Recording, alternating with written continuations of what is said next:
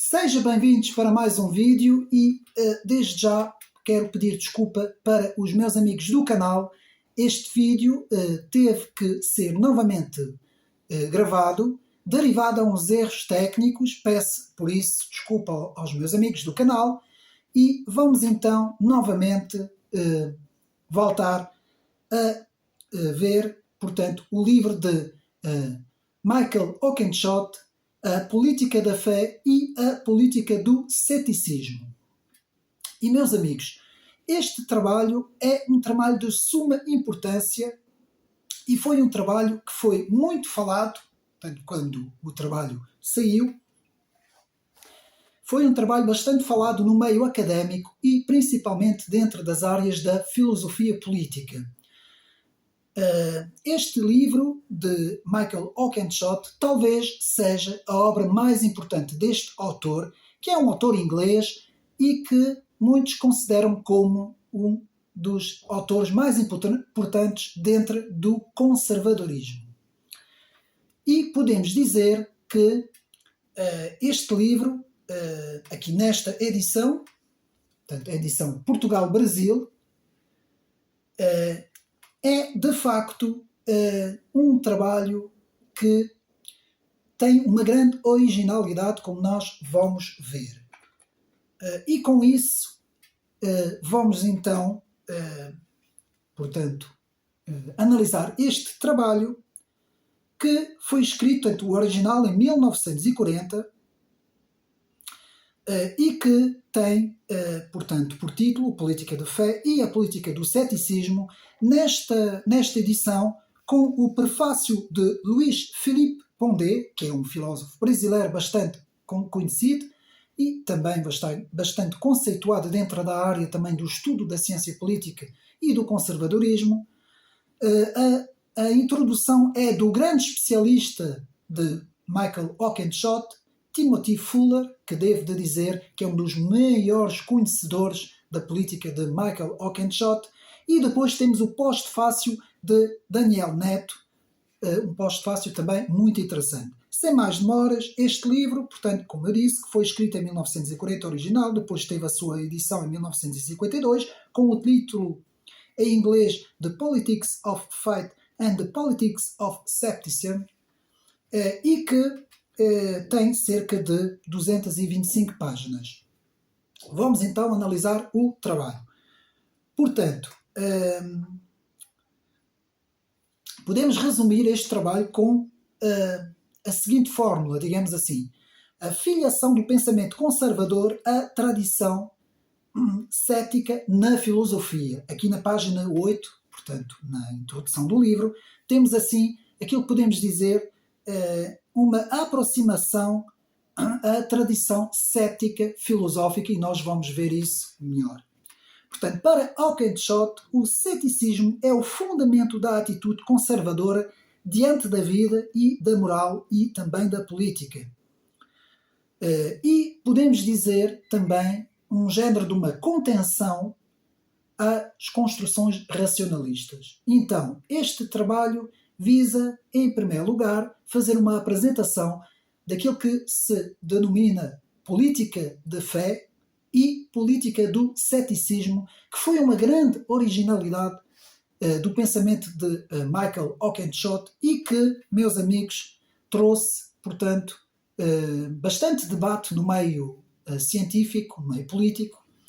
E neste trabalho podemos também, desde já, para podermos entender, porque houve algumas confusões para quem no início não conhece o pensamento de Michael Oakeshott, e quando nós ouvimos falar em política da fé, podemos de facto relacionar esta palavra fé, não é? A política da fé, a algo que seja religioso, mas não tem absolutamente nada a ver. Então, neste trabalho, fé nada tem a ver com a fé como sendo um fenómeno religioso.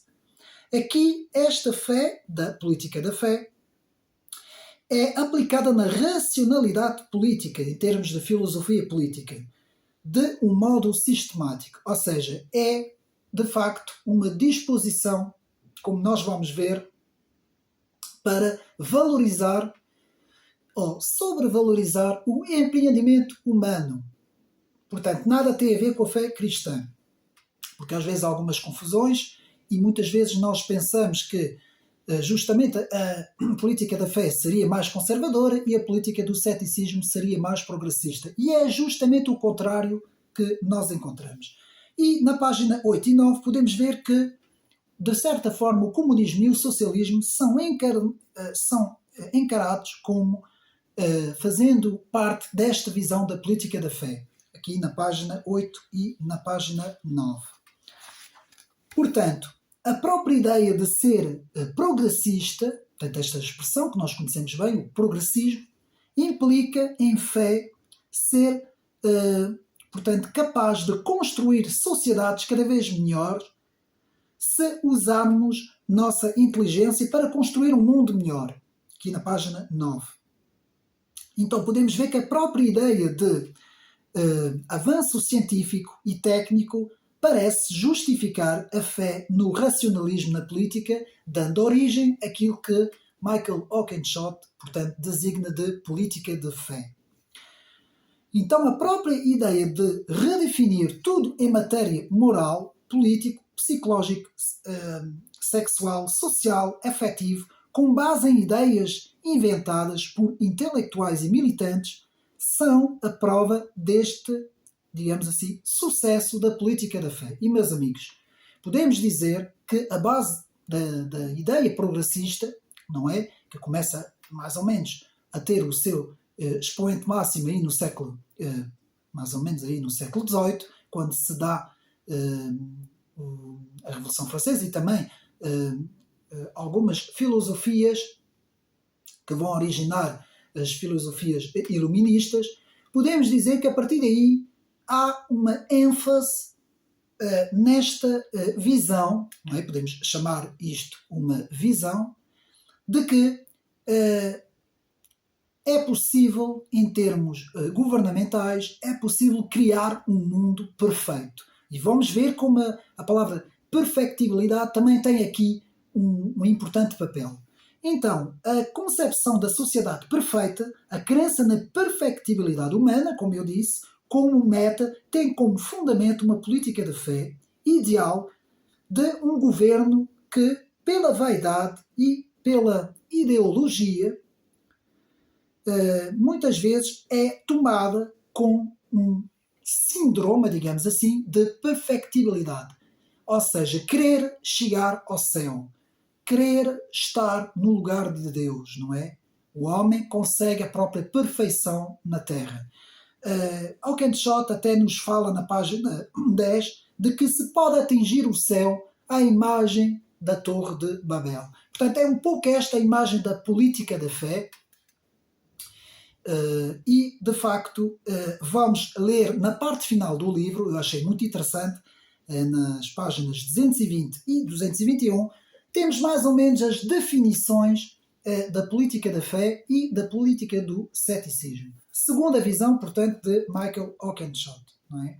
Então vamos analisar. A política de fé é um estilo de governar caracterizado pela incessante busca pela perfeição da humanidade. Portanto, perfeição da humanidade. Mas tal perfeição nunca está presente e por isso deve ser buscada a todo o custo, usando todo o esforço humano que for preciso. A perfeição é a imposição de um único caminho a ser trilhado. A perfeição é a imposição de um único caminho, a criação de um estado de coisas, um propósito a ser compartilhado. A decisão que estabelece este caminho é a percepção daquilo que o bem comum é, e não um expediente temporário para deixar as coisas fluir. E mais, a perfeição deve ser alcançada no mundo como uma condição também das circunstâncias humanas. De modo mais simples, perfeição é mudança para melhor, em que o melhor pode significar tanto o caminho específico a ser aprimorado quanto a direção geral pela qual a atividade humana deve ser guiada, pouco importando o caminho. Portanto, o agente responsável para assegurar esta perfeição é o governo. Portanto, isto aqui podemos ver já em termos de política de perfeição. Analisando as palavras, aqui estamos, portanto, na parte final do livro, do pós-fácio do livro, e vamos agora ver a política do cepticismo. Então, o estilo de governo que se impõe abstratamente à política da fé é o ceticismo. A postura cética é aquela que desconfia da capacidade humana de atingir a perfeição. Sustenta que o governo possui uma função bastante específica e limitada, estabelecer e manter um sistema de direitos e deveres, que tem como único propósito evitar conflitos invasivos e garantir um ambiente mínimo de convivência pacífica. Segundo Oakeshott, o ofício do governo não é ser o arquiteto de um modo perfeito de vida ou, como a fé prescreve, de um aprimoramento de modo de vida ou mesmo de qualquer modo de vida em especial. Então podemos até ver aqui duas visões diferentes. Uma visão, como nós vimos, que dá toda a sua ênfase, digamos assim, no empreendimento humano, na capacidade do próprio humano, na busca da perfectibilidade, e temos outra visão que justamente vai ser uma visão, digamos assim, com aquilo que eu denomino de prudência. Ter prudência em qualquer empreendimento, principalmente no domínio da política, não é? A arte de governar, ter sempre, como eu costumo dizer, um pé atrás, sabendo da falibilidade do empreendimento humano, do projeto humano. Então, a política da fé, como demonstra Oakeshott, tem dominado o pensamento e a ação política nos últimos 150 anos, colocando a política do ceticismo sempre na defensiva.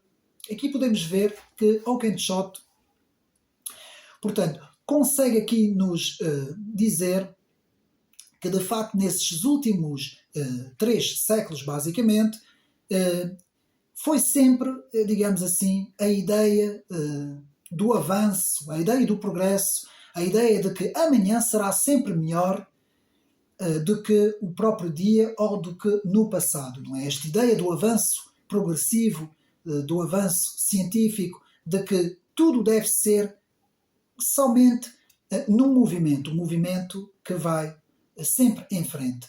Esta tem sido a característica da política da fé, segundo aquilo que Oakeshott denomina política da fé. Portanto, valorização do poder humano. Reparem bem, valorização do poder humano é a disposição racionalista na política, página 16. E, meus amigos, já no século XVII, com o racionalismo, não é? Principalmente quando o próprio filósofo René Descartes, no seu discurso do método, vai dar uma certa ênfase na própria capacidade humana de se autovalorizar, digamos assim, e criar aquilo que normalmente na filosofia nós denominamos por racionalismo. Então, Oakeshott continua falando de que a fé na política é o contrário da fé na religião, como nós vimos na introdução do vídeo. Não confundir, porque muitas vezes há pessoas que, quando fazem estudos, que iniciam os seus estudos em termos de ciência política, e quando vão estudar este autor, muitas vezes a primeira aproximação, a primeira ideia que se tem é justamente, sim, política da fé deve ser os conservadores e política do ceticismo, então deve ser mais alguma coisa que tenha a ver com a esquerda política ou coisa assim. Mas não, é precisamente o contrário. Então, a fé na política é o contrário da fé na religião. É a fé na capacidade dos seres humanos de se aperfeiçoarem por seus próprios esforços, possibilitada pela descoberta de formas de aumentar continuamente o poder do governo. E aqui vemos a ênfase no poder do governo. Enquanto que na política do cepticismo vamos ver precisamente o contrário, é um freio ao poder. Um género do check and balance, não é? Género de peso e contrapeso para poder, de facto, digamos assim, ser um moderador, digamos assim, do poder entre governantes e governados. É muito interessante esta ideia porque Oakeshott, que pertence à tradição conservadora anglo-americana, não é? Vai dar muita ênfase nesta política do ceticismo, que normalmente é muito caracterizada, como eu disse, na Inglaterra também e nos Estados Unidos depois, não é?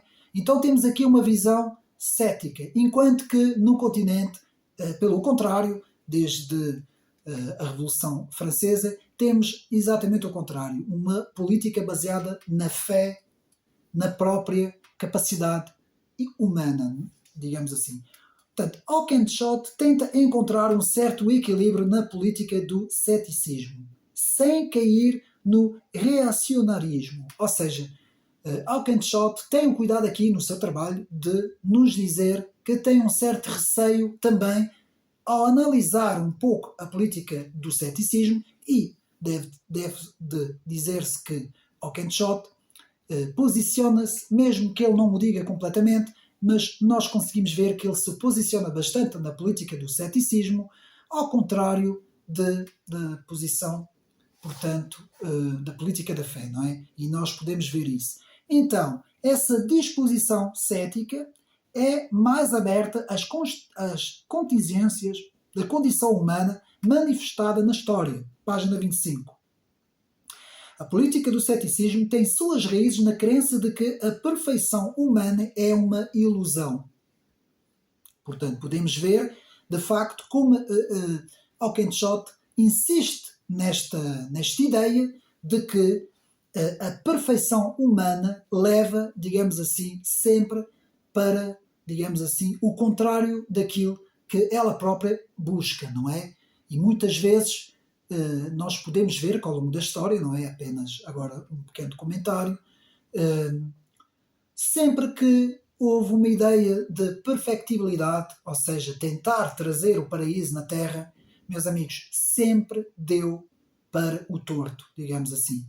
E nós, no século XX, vimos essas ideias de perfectibilidade muito bem vistas no comunismo de 1917 e também, de certa forma, do nacionalsocialismo nos anos 30 e 40, essa ideia de que podem redesenhar o mundo em termos de perfeição, sempre na ideia do líder, não é?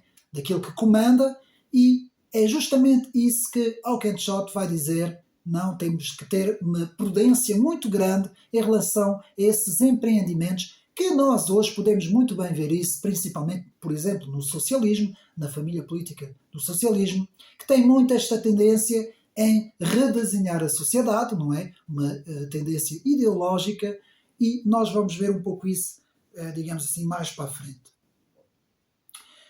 Portanto, este é um ensaio contra os excessos políticos e a barbárie da ordem pervertida, nas palavras de Oakeshott. É uma avaliação das políticas e doutrinas do século XX que produziram muitos cemitérios. Aquilo que eu estava a dizer, não é? Principalmente no século XX. Meus amigos, sempre que ouvimos falar de que nós vamos criar um mundo melhor, um mundo perfeito, temos que ter sempre um pé atrás. Temos que ser prudentes em relação a esse tipo de narrativa, que é uma narrativa muito perigosa e que hoje encontra-se muitas vezes na esquerda e principalmente também na extrema-esquerda, que tem uma ideologia, digamos assim, de um mundo perfeito, e que normalmente as resistências a este projeto são sempre reduzidas ao extremismo, mas isto agora não vamos falar sobre isso. Então, na visão da política moderna, o que é relevante data da Revolução Francesa. Isto na visão, mesmo até na filosofia política, podemos ver que acontece muitas vezes isso. Portanto, a página 30. A análise importante da política nos governantes e nos governados. Portanto, vemos aqui também na página 31, muito interessante. Então, levanta-se aqui duas perguntas muito importantes. Oakeshott vai falar aqui em duas perguntas e vai dizer que, portanto, a primeira, quem deve governar, portanto, de facto, quem deve governar, e a segunda pergunta, o que o governo deve fazer. E Oakeshott nos vai dizer que a segunda pergunta é talvez a mais importante. O que o governo de facto deve fazer? Ao invés da pergunta tradicional, não é? Quem deve governar? Página 30 e 31. O que deve ser investigado é o caráter concreto da ação em seu contexto de atividade. Página 34. E é exatamente isso que estamos a ver.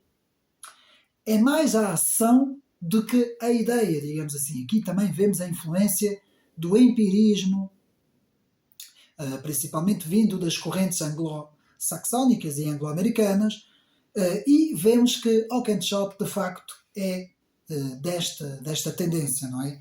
A política como fenómeno é algo de complexo, variado e heterogéneo. É a complexidade própria de nossas instituições políticas, do nosso vocabulário, da nossa religião, moralidade, que representa uma junção histórica complexa, uma mistura de vários elementos. Página 40-41. Portanto, o estudo do fenómeno político implica a consciência de que o vocabulário político é ambíguo, digamos assim. E esta palavra aqui vai ter uma importância muito grande, digamos assim, no pensamento de Oakeshott. A complexidade é sempre suscetível e ambígua também. Página 44. E podemos ver que várias palavras podem também significar diferentes sentidos. É isso que Oakeshott aqui nos vai dizer. E por isso, às vezes, há vários tipos de interpretação também no fenómeno político. Então, podemos dizer que política da fé e política do ceticismo, na opinião de Oakeshott, designam uma maneira de realizar a atividade e uma maneira de entender o que estamos fazendo. Indicam apenas extremos teóricos de conduta e de entendimento, na página 50. E aqui vemos a importância da palavra ambiguidade na análise de Oakeshott. Ambiguidade, na linguística, no estudo da linguagem, significa um trecho, uma sentença ou expressão que apresenta mais do que um entendimento. Pode ter vários sentidos, gerando uma interpretação mais variada. Página 155. E aqui vemos que política de fé na governação está ao serviço da perfeição. Lá está. Uma perfeição humana, não divina. Atenção, que aquilo dissemos, isto nada tem a ver com teologia. Portanto, que é uma doutrina de otimismo e de perfeição alcançada pelo esforço humano, aqui na página 58. E Oakeshott explica que essa política pode ser entendida como um género de um pelagianismo político. Pelagianismo, que vem de Pelágio, e que mais uma vez eu vou explicar, portanto, que tem a ver com a doutrina do próprio esforço humano, do livre-arbítrio completamente, digamos assim, no controlo humano. Aliás, Pelágio opunha-se à ideia de Santo Agostinho, que era uma ideia da predestinação, não é? Isto estuda-se em teologia, embora aqui tenha um contexto diferente, porque aqui estamos na filosofia política, mas de facto Oakeshott vai buscar esta ideia de Pelágio para nos explicar mais ou menos um dos traços característicos, digamos assim, da política da fé. Então a política da fé compreende o governo como uma atividade ilimitada. O governo é omnicompetente.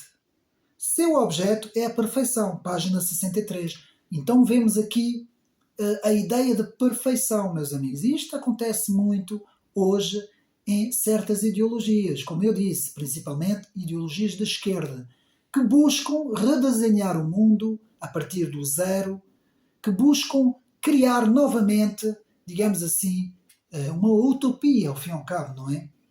Então, a política do ceticismo é a atividade de governar de forma bastante específica, desvinculada da busca da perfeição humana, portanto é o contrário. Ele tem suas raízes na crença de que a perfeição humana é uma ilusão, não é possível alcançar na visão do ceticismo. Portanto, de que sabemos muito pouco acerca de nós próprios e acerca da própria governação, não é? A arte da polis, não é? De governar a polis. Muito interessante aqui na página 68 e 69, esta prudência, digamos assim, em que a prudência, portanto, em tudo o que seja um empreendimento político, não é?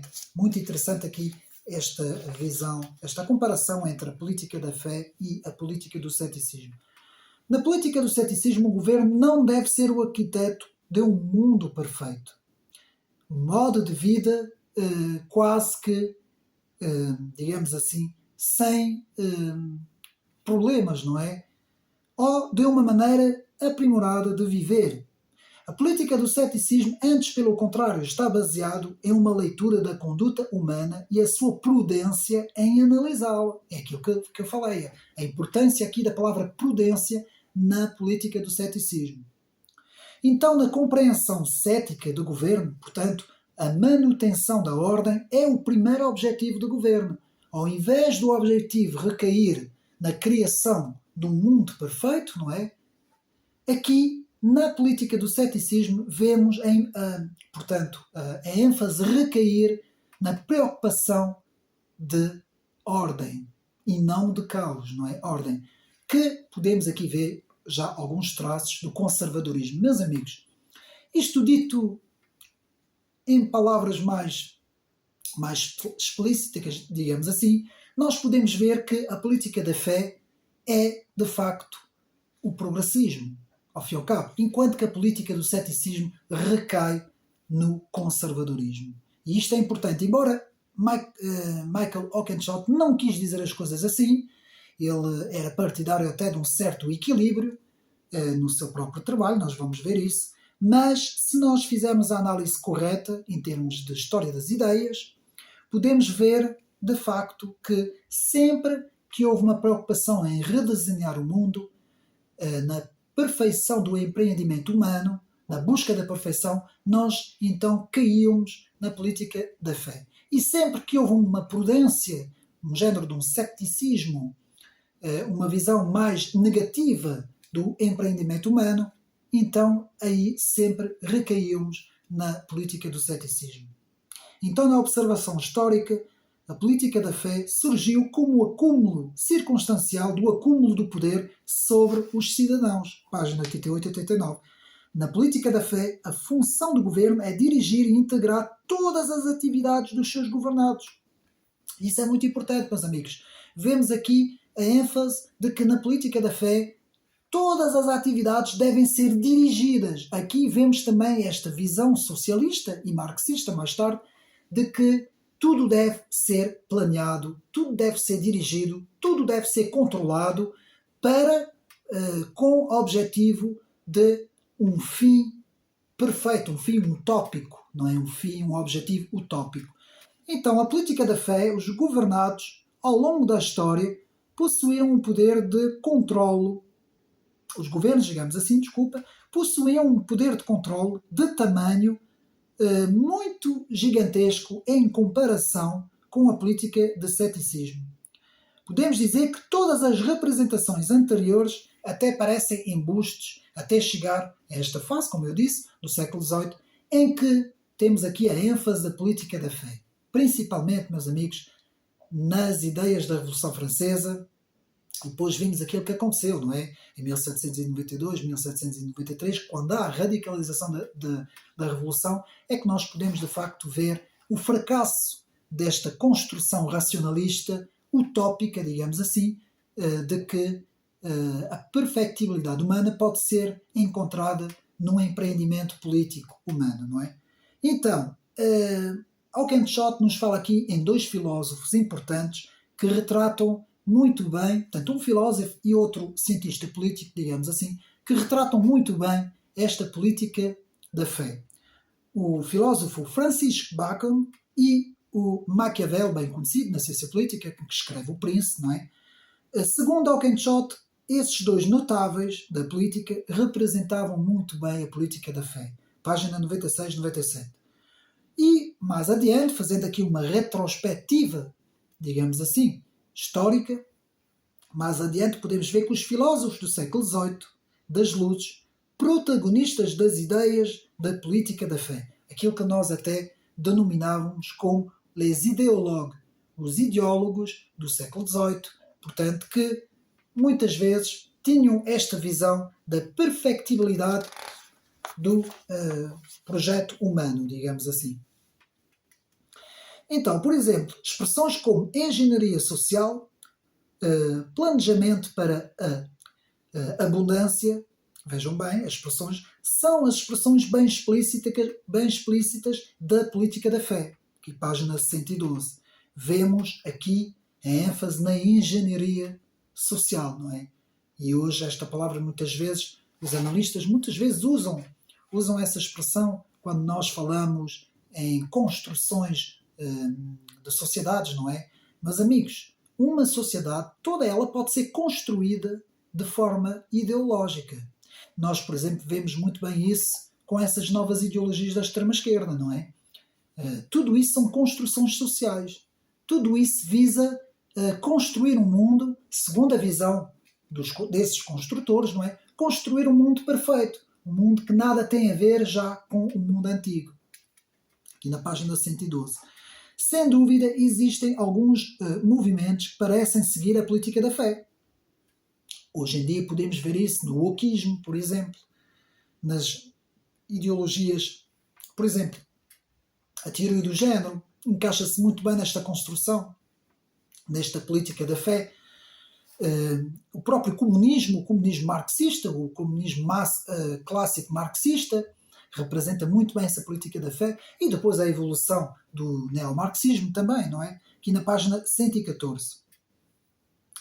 O autor também nos diz que vários outros filósofos e cientistas políticos, como David Hume, Edmund Burke, Jeremy Bentham, Mac Clay, são apenas alguns dos que apoiaram já uma política do ceticismo. Estes autores, e principalmente Edmund Burke, não é? Nós podemos ver isso muito bem retratado nas posições políticas de Edmund Burke e, portanto, do seu primeiro conservadorismo, não é? E da defesa da tradição, que podemos ver a posição desses filósofos e autores como a política do ceticismo. E o autor, Auchenshott, ainda vai mais longe, citando Adam Smith, com o seu trabalho A Riqueza das Nações, Considerações sobre a Riqueza das Nações, aqui na página 124, também nos explicam que estes autores, muitas vezes, tinham uma certa prudência, uma certa relutância, digamos assim, em tudo o que seja projetos perfeitos, não é? Os chamados projetos perfeitos. E ainda outros autores como Spinoza, Blaise Pascal, o filósofo, Thomas Hobbes, o contratualista, Caillou, Montesquieu, com o seu espírito das leis. Atenção, Montesquieu, segundo Auchenshott, também retrata muito bem esta visão da política do ceticismo, principalmente quando Montesquieu vai, no seu livro L'Esprit des Lois, retratar, portanto, a divisão dos poderes, a primeira forma de divisão dos poderes. Depois temos ainda alguns autores como Thomas Paine, Coleridge. Esses autores posicionam-se todos naquilo que nós chamamos de política do ceticismo. Portanto, a imensa ampliação do poder do homem para controlar a atividade dos seus governados foi o contexto de extravagante otimismo que surgiu na Europa desde o século XVI, século XVII, século XVIII, em que certa medida substituiu o cristianismo por uma versão de pelagianismo, segundo as palavras de Auchenshott. Então vemos aqui, e atenção, nós temos que perceber aqui que, como eu costumo sempre dizer, que a natureza tem horror ao vazio. Quando nós retiramos algo numa sociedade, em termos espirituais, não é? Aqui já estamos no campo do espiritual, muitas vezes algo tem que preencher este campo.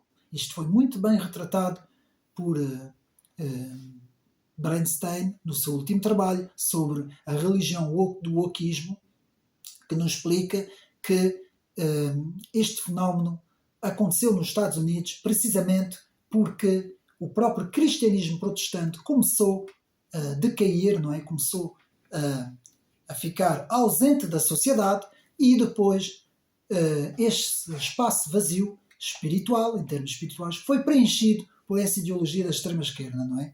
Essas ideias também da extrema-esquerda. Então, a política do ceticismo deu à luz a Constituição dos Estados Unidos, enquanto que a política da fé, pelo contrário, deu à luz a Revolução Francesa de 1789. E, de certa forma, faz sentido, meus amigos, nós analisarmos as coisas desta forma, não é? Vemos como a política norte-americana, nas suas fundações, atenção, estou a falar das suas fundações, sempre foram muito diferentes daquilo que estava a acontecer no continente, não é? Por várias razões, não vamos agora desenvolver isto aqui, mas, segundo a visão de Oakeshott, há de facto grandes diferenças, grandes visões, que são muito diferentes uma para a outra. Portanto, a distinção entre política e religião é um dos grandes triunfos da política do ceticismo. De certa forma, a própria secularização da sociedade, segundo a visão de Oakeshott, teria tido as suas fundações nessa visão política. Então, até podemos, de certa forma, nos relembrar no Evangelho, não é, da Bíblia, quando nós temos essa famosa passagem: dá a César o que é de César e dá a Deus o que é de Deus. Claramente nos mostra, portanto, claramente uma divisão entre o fenómeno político e o fenómeno religioso, muito característico da política do ceticismo. Então, na política do ceticismo podemos ver uma certa tendência em remover o entusiasmo e também, de certa forma, em remover tudo o que possa originar uma fé em termos de filosofia política, não é? Como nós já vimos. Portanto, página 133. Então, outra maneira da política do ceticismo, de ver a política do ceticismo, como nós vimos, é a separação dos poderes, que eu falei há pouco, de Montesquieu, que de facto nos mostra esta intenção, esta preocupação em criar um equilíbrio, em não deixar, digamos assim, a concentração de poder, típico da política da fé, não é? A concentração de poder, aliás, muito típico da nossa União Europeia, da deriva da União Europeia, não é? Eu vou fazer um vídeo próximo, será sobre a história da União Europeia, e eu peço aos meus amigos muita atenção neste vídeo que eu irei fazer, também porque estamos numa época em que sabemos que vão acontecer as eleições europeias e é preciso também termos um conhecimento bastante profundo do que é que nós falamos quando falamos da União Europeia, ou da origem da União Europeia, não é? A CECA, depois a CE e depois a União Europeia, isso vamos ver isso tudo no vídeo, e como nós podemos ver aqui a política da fé como sendo neste momento o centro justamente da política dos políticos, não é? Da Comissão, essa deriva da União Europeia para tentar construir, digamos assim, na base de um super-estado, não é? Um super-estado interestatual, digamos assim, com essa visão numa fé superior ao empreendimento humano, não é? Então, o desequilíbrio da política contemporânea decorre da preocupação com o futuro, compelida pela política da fé. Para restaurar o equilíbrio, o que precisa ser promovido é o entendimento da política como uma conversa entre o passado, o presente e o futuro. É muito interessante porque podemos ver isto no amago do conservadorismo. E, meus amigos, o próprio Edmund Burke falava muito sobre isso, sobre os que morreram, os que vivem e os que ainda vão nascer, criar aqui uma ponte, um equilíbrio temporal entre as várias eras, não é? Criando assim um equilíbrio em termos filosóficos e políticos, não é? Página 140. Sempre que uma dessas políticas, a política da fé ou a política do ceticismo, sempre que uma delas avançou mais que a outra, nas palavras de Oakeshott, apareceu aquilo que Oakeshott denomina de a política de Nêmesis, que é adversário. Criar, portanto, o sentido da adversidade entre duas forças. Aqui na página 147 é muito interessante, porque nós, quando analisamos esta palavra, Nêmesis, podemos ver aqui no seu significado etimológico como sendo adversário, não é? É algo que é adversário, que se torna contrário ao seu próximo, digamos assim. Então, Oakeshott fala de um equilíbrio entre essas duas forças para tentar criar, digamos assim, na visão de Oakeshott, não é? Não quer dizer que eu concordo plenamente com isto, mas na visão de Oakeshott, tem que haver aqui um equilíbrio para que não se caia em extremos, não é? Naquilo que Oakeshott fala dos extremos. Portanto, o dever de aperfeiçoar a humanidade é imperativo e nada se lhe deve opor à sua própria realização. Portanto, isto é na visão da política da fé. Esta ênfase em querer aperfeiçoar o mundo, em pensar que o mundo vai ser aperfeiçoado. Atenção, meus amigos, porque esta ideia está muito em voga hoje. Há muito essa ideia no meio académico, no meio filosófico, no meio cultural. Há muito essa ideia que quanto mais a humanidade caminhar para a frente, mais a humanidade se vai tornar perfeita. E isto, meus amigos, é exatamente o contrário daquilo que está a acontecer. Nós vimos como foi o século XX e vimos agora as fraturas que estão a acontecer no século XXI. Os conflitos, as guerras, a subida de ideias completamente contrárias umas das outras em termos de filosofia política, não é? Então podemos dizer que este dever de aperfeiçoar a humanidade é um imperativo que, de facto, é pura utopia, nas palavras de Oakeshott. Portanto, muito ao estilo, isto agora sou eu que estou a fazer aqui uma pequena comparação, muito ao estilo, por exemplo, do 1984 de George Orwell, mas eu creio que o mais indicado é o Admirável Mundo Novo, de Aldous Huxley, que para mim encaixa perfeitamente nesta visão de perfectibilidade de uma sociedade, não é? Portanto, levar todos os cidadãos dessa sociedade, portanto, a ter uma visão de perfectibilidade, uma visão de que o mundo será perfeito, não é? Aqui na página 154. Essa nemesis da fé é a maneira pela qual o governo busca a perfeição, mas muitas vezes colapsa de maneira inevitável, vejam bem, a própria história mostra isso. O empenho para impor um único padrão a uma única comunidade é uma atividade contraproducente. Eu direi, que isto aqui são as palavras de Oakeshott, mas eu direi que é uma atividade muito perigosa, meus amigos. Impor um único padrão, sempre que um poder tentou fazer isso, tornou-se um poder totalitário. Meus amigos, isto a própria história mostra. A própria história consegue mostrar isto, meus amigos. Sempre que se tenta impor um padrão único numa sociedade, um pensamento único, um padrão único, uma única forma de funcionar, meus amigos, a coisa dá sempre errado. Sempre. É por isso é que o pluralismo e o diferencialismo são dois conceitos importantíssimos dentro da história das ideias quando nós analisamos uma sociedade, não é? Quando nós estudamos, portanto, uma sociedade. Então, chegamos à conclusão do trabalho e, meus amigos, eu devo dizer que este trabalho, que eu mais ou menos eu vou mostrar, vou fazer assim porque isto já é aqui de noite e não se vê tão bem, é um trabalho que deve ser lido. Portanto, esta tradução eu penso que não existe em Portugal. Eu tive que mandar vir do Brasil, não é? É um português Brasil, mas está muito bem escrito, é muito interessante, com poucas páginas, 200 e tal páginas, como eu disse, e, mais uma vez, o que torna este trabalho muito interessante é a originalidade deste trabalho de Oakeshott. Essa leitura, digamos assim, de Oakeshott, de facto, é louvável mesmo. Pode-se dizer que Oakeshott faz parte dos grandes nomes como Russell Kirk, como Roger Scruton, e há muito mais, não é? Há mais autores, o próprio Edmund Burke.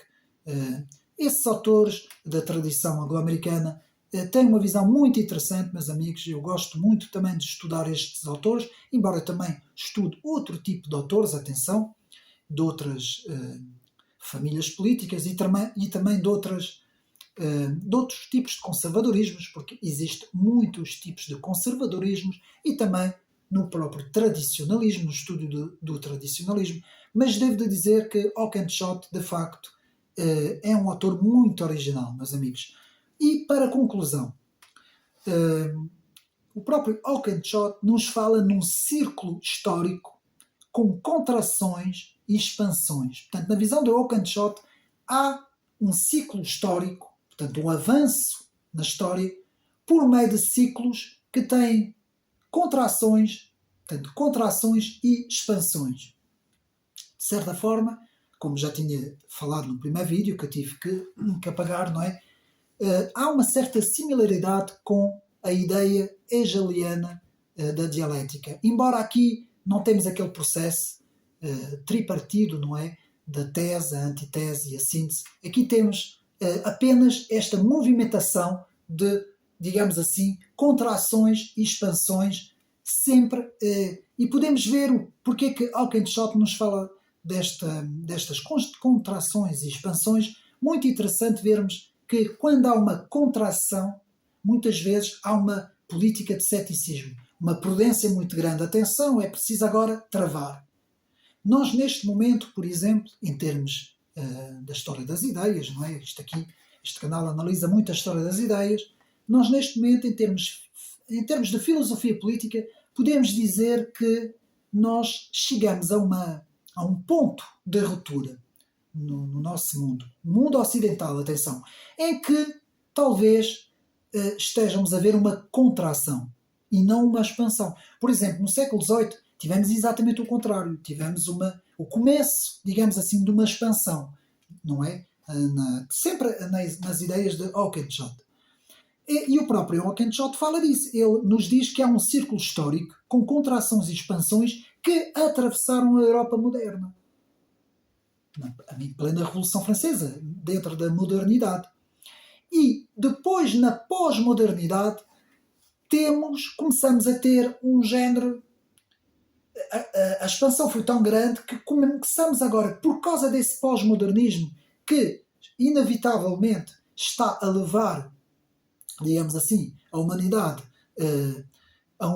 digamos assim, a um excesso, digamos assim, uma ideologia em excesso, como eu costumo dizer. Agora estamos a ver precisamente uma contração. Ou seja, esta movimentação que nós estamos a ver no mundo ocidental de forças conservadoras é justamente esta contração, muito bem vista aqui pelas palavras de Alkenschott. Então, política da fé e política do ceticismo são as duas disposições em que se agruparam os impulsos do caráter político da Europa moderna, aqui página 118 e 119. E atenção, meus amigos, porque Alkenschott é dele a famosa expressão disposição conservadora, que não é nenhuma doutrina, não é nenhuma ideologia, não é nenhuma política da fé, antes pelo contrário. A disposição conservadora é justamente um modo de ser na própria sociedade. É um modo de ser e é um modo de fazer, principalmente um modo de fazer. É na atuação, na ação que recai essa disposição conservadora. E ao contrário, justamente, por exemplo, nós temos um autor conservador continental, não é? Um conservador europeu, que é contra-revolucionário, não é? Que é classificado dentro dos contra-revolucionários, que é o próprio Joseph de Maistre, que, a meu ver, é justamente um pouco contrária a esta visão. Porquê? Porque Joseph de Maistre, antes pelo contrário, a visão de Joseph de Maistre também ela é um pouco ideológica, meus amigos. Ao contrário, por exemplo, podemos dizer do próprio Edmund Burke, que já vai ter uma visão mais tradicional, mais conservadora. Ou seja, de Maistre também é conservador, mas é outra forma de ver as coisas. Embora seja no plano religioso, de Maistre, aqui nós estamos a falar aqui no plano teológico, ou no próprio plano da teologia política. Enquanto que nesta disposição conservadora de que fala Michael Alkenschott, vemos de facto uma forma de ser e de atuar na própria sociedade, não é?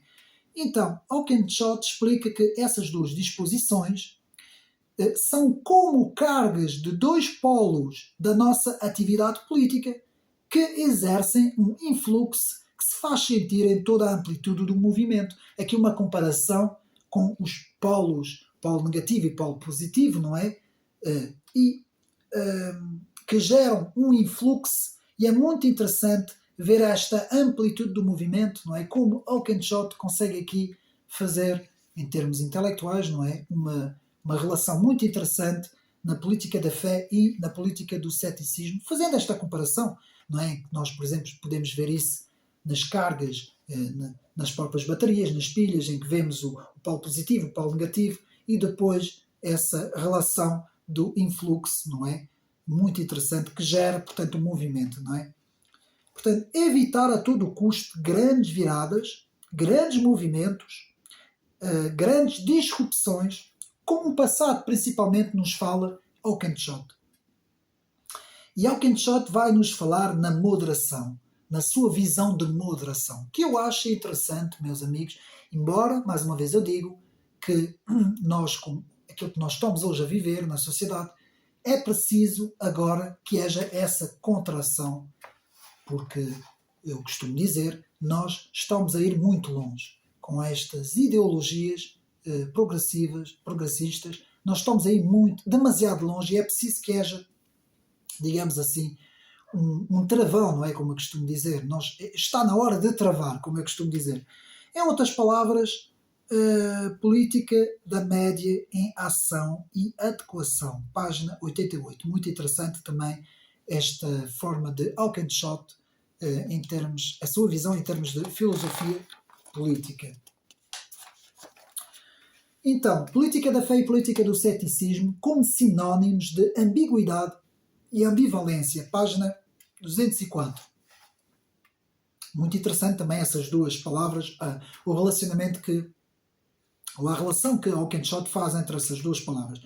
Portanto, o trabalho de Oakeshott, a ciência hoje, é a tentativa da abstração. Portanto, tentar explicar o todo pela parcialidade de um modo particular. Aqui, página 207, isto é um pouco mais complexo, então aqui vemos um pouco mais de filosofia, mas, de facto, Oakeshott tentou aprofundar muito esta relação entre estas duas visões, podemos até dizer entre essas duas disposições, não é? Então o próprio Collingwood disse acerca do trabalho de Oakeshott que era tão original, portanto aqui já estamos na conclusão, tão original, tão profundo, que a própria crítica deveria ser silenciada até que o seu significado tenha sido plenamente compreendido. Vejam bem, tal é a profundidade do pensamento de Oakeshott, página 207. Para Oakeshott não é estabelecer uma doutrina, mas uma disposição, a tal disposição conservadora. Ser conservador é estar disposto a preferir certos tipos de conduta e certas condições de circunstâncias humanas a outras condições. Muito interessante aqui também essa definição da disposição conservadora do próprio Oakeshott, aqui na página 210. E na página 222, muito interessante também, o poder concentrado pelo governo deve servir os interesses da população e não impor ou promover qualquer projeto em particular. Isto, meus amigos, é o que o socialismo faz. O socialismo muitas vezes não se preocupa em servir a população, meus amigos. A ideia própria do socialismo é a ideologia. É uma ideologia. Eles metem a ideologia à frente. Embora também tenham os interesses, não é? Eles também usam muito a questão dos interesses instalados, mas há aqui dois grandes, digamos assim, duas grandes, como é que eu posso dizer?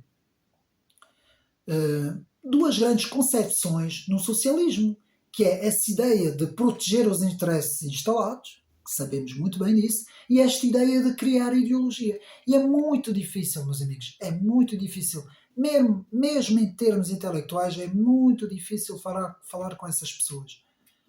É muito difícil um socialista normalmente sair das suas ideias, das suas ideologias, é muito difícil. É muito raro um socialista virar conservador, meus amigos. Então, podemos dizer que não se pode negar que Michael Oakeshott nutre uma certa preferência pelo ceticismo.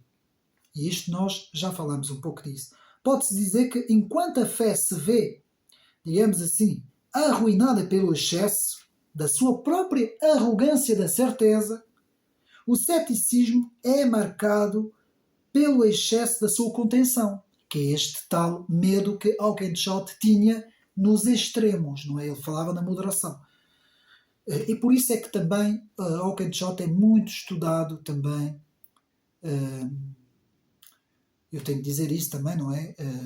Por exemplo, normalmente no centro-direita e no próprio, em termos de política, não é? Em termos da história das ideias políticas, normalmente Oakeshott é um autor conservador, mas é muito estudado também no chamado centro-direita. É um autor muito, muito conceituado nesses meios, não é? Então, Oakeshott também busca um certo equilíbrio entre as duas propostas, como vimos na página 224, portanto, que é a parte, digamos assim, do final da conclusão. Não há melhor ponto de partida que compreender os princípios da tradição cética em nossa política que analisar os autores como Blaise Pascal e, principalmente, David Hume, o filósofo, que, aliás, era um filósofo também empirista, que, de certa forma, criou um género de ceticismo mais filosófico, não é? Ele levou um pouco o empirismo mais para o ceticismo. Página 193. Em resumo, enquanto que a política da fé é a capacidade para controlar o poder rumo a uma sociedade perfeita, a política do ceticismo é o poder das instituições para ter a capacidade de controlar o próprio governo. Eu vou repetir porque isto é mais ou menos o resumo do trabalho, não é? Para nós ficarmos mais ou menos com isto em mente. Portanto, enquanto que a política da fé é a capacidade para controlar o poder rumo a uma sociedade perfeita, não é? Pelo contrário, a política do ceticismo é o poder das instituições para refrear, para ter a capacidade de controlar o governo. Página 196. Depois temos o postfácio de Daniel Lena Marchini Neto, que é um postfácio também muito interessante, que eu tive também a analisar, em que podemos ver alguns interessantes apontamentos, como Oakeshott propor um diálogo entre o presente, o passado e o futuro, que já vimos isso, que de certa forma não é uma forma de nostalgia, nem uma forma de melancolia, antes pelo contrário, é um género de um equilíbrio conservador, um género de um conservadorismo da sensatez, nas palavras de Oakeshott. Portanto, para Oakeshott é possível conciliar o próprio idealismo de Hegel, o empirismo de David Hume, e a própria visão de Thomas Hobbes, que via também o Estado absoluto. O Estado como sendo o absoluto.